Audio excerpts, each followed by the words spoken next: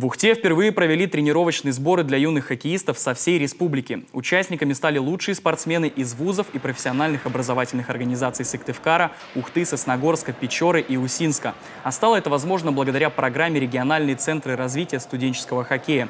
Она реализуется студенческой хоккейной лигой в рамках федерального проекта «Спорт. Норма жизни» при поддержке Министерства спорта Российской Федерации. Тренировочный процесс проходил под руководством тренера Козловского Александра Михайловича. То есть первый день у нас был тренировочный, второй мы играли, была двухсторонняя игра.